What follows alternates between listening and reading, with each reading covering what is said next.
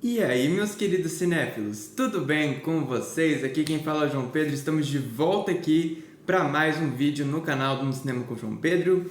E no vídeo de hoje eu venho aqui falar para vocês sobre um dos lançamentos mais recentes, o qual já está em exibição exclusiva nos cinemas, que é a mais nova releitura de um filme clássico de monstros da Universal.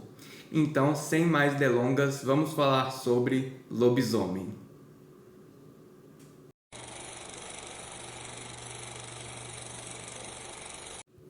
Lobisomem é um filme do gênero terror, lançado em 2025 e dirigido pelo Leigh Whannell.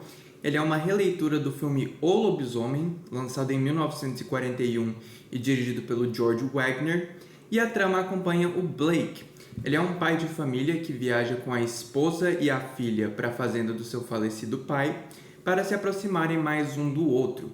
Porém, no caminho, eles são atacados por uma criatura misteriosa, levando Blake a se comportar de forma cada vez mais animalesca ao longo da noite.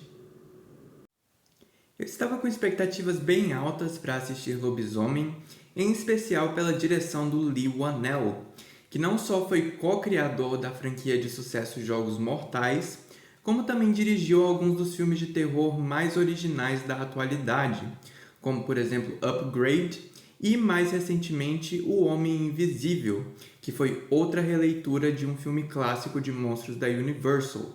Porém, aqui, o resultado final é uma mistura de altos e baixos.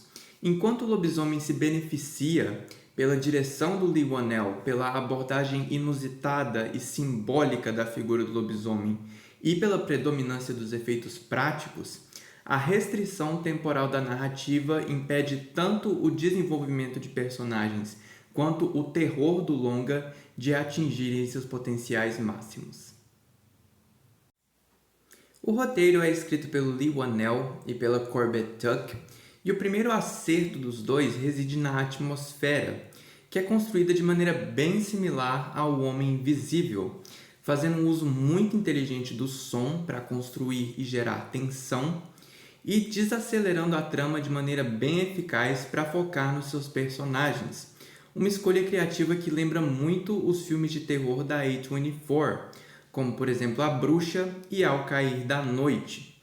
Em segundo lugar, a ausência da mitologia clássica de lobisomens, como por exemplo o fato dele precisar de uma bala de prata no coração para matar completamente, acaba sendo bem benéfica para a trama, já que isso resulta numa abordagem inusitada e surpreendentemente psicológica desse mito, fazendo o filme se destacar em meio a tantos clássicos filmes de lobisomem, como por exemplo Um Lobisomem Americano em Londres.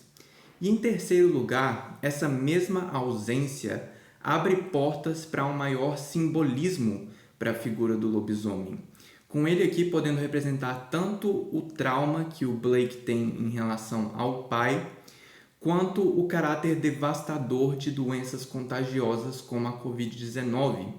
E o fato do filme ser ambientado em uma única fazenda e ao longo de uma única noite, e também a abordagem que é mais ligada com a doença em relação à maldição do lobisomem, isso traz muito fundamento para essas interpretações. Então, é algo que eu achei bem legal.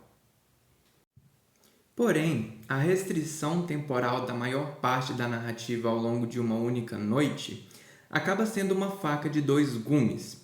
Por um lado, isso empresta um caráter mais dinâmico, mais urgente à trama, mas por outro lado, isso prejudica o desenvolvimento dos personagens, já que nós não temos suficiente tempo para nos importarmos com os dilemas e os problemas que esses personagens enfrentam. Isso poderia, para mim, ter sido facilmente remediado com o uso de flashbacks bem expositivos, bem curtos, para realmente iluminar um pouco mais o trauma que o Blake sente em relação ao pai, a distância emocional entre a Charlotte, que é a esposa do Blake, e a Ginger, que é a filha dos dois. Então, e isso acentuaria muito o terror humano do longa, como por exemplo aconteceu em It, onde a gente aprende muito sobre os traumas de cada um dos membros do Clube dos Otários. e isso traria muitos benefícios para a trama de Lobisomem, já que a parte sobrenatural do terror, que é caracterizada pelos jump scares, acaba sendo bem previsível. Devido às restrições da trama, o elenco se torna uma das maiores forças de Lobisomem, com o Christopher Abbott, a Julia Garner e a Matilda Firth carregando todo o peso emocional e simbólico da narrativa. Aqui, o Christopher Abbott transita em uma corda bamba entre o amor paternal que ele tem em relação a Ginger e a raiva reprimida que foi deixada nele pelo pai, com o Blake tentando ser o pai que ele nunca teve para a filha. E é bem legal ver como que o Christopher Abbott lida com essas duas emoções extremas, já que nas cenas de transformação, isso cria uma dualidade bem visível entre a humanidade dele como pai e o caráter mais animalesco dele como lobisomem. Em segundo lugar, a Julia Garner se destaca por demonstrar uma distância emocional com os personagens do Christopher Abbott e da Matilda Firth, e o arco narrativo dela se resume a diminuir essa distância. E isso resulta em um desempenho emocional muito bom da atriz. E, por fim, a Matilda Firth é a responsável por trazer o lado mais humano do personagem do Christopher Abbott à luz, com os dois tendo uma dinâmica bem cativante em tela, que traz leveza e emoção nos momentos certos. Tecnicamente, Lobisomem tenta replicar o estilo visual dos filmes anteriores do Leigh Whannell, como o Upgrade e o Homem Invisível, com resultados mistos. Em primeiro lugar, a direção de fotografia do Stefan Duccio repete o caráter dinâmico das cenas de ação desses dois filmes que eu acabei de citar, como, por exemplo, tem aquele enquadramento onde a câmera inclina um pouco, que inclusive foi uma coisa que o Leigh Whannell estreou em Upgrade, que eu achei bem legal. Mas aqui o trabalho dele é constantemente prejudicado pela escuridão da ambientação, que dificulta muito a compreensão visual do espectador. Em segundo lugar, o design de som é muito bem executado, não só acrescentando tensão à atmosfera do filme, como também nos colocando dentro da mente do personagem título de uma maneira bem criativa. Em terceiro lugar, a maquiagem e os efeitos visuais realizam um equilíbrio delicado para retratar duas transformações simultâneas. Em primeiro lugar, a gente tem a transformação física do Blake, que é feita de maneira bem palpável, lembrando muito filmes de terror corporal como A Mosca.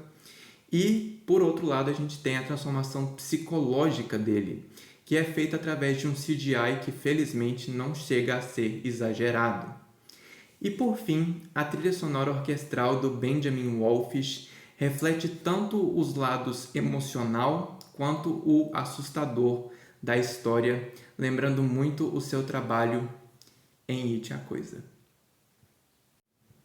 Resumindo, mesmo que não chegue às mesmas alturas do seu trabalho anterior, o Leigh Whannell faz o seu lobisomem se destacar graças à sua abordagem humana e simbólica do mito, ao seu elenco talentoso e à predominância de efeitos práticos. Eu fecho essa resenha com uma nota 7,5 de 10. E se vocês gostaram desse conteúdo, minha gente, não se esqueçam de dar aquele apoio curtindo, comentando, compartilhando, se inscrevendo no canal, porque tudo isso me ajuda muito e não vai custar a vocês absolutamente nada. Então, eu espero que vocês tenham gostado. Até a próxima, minha gente. Falou!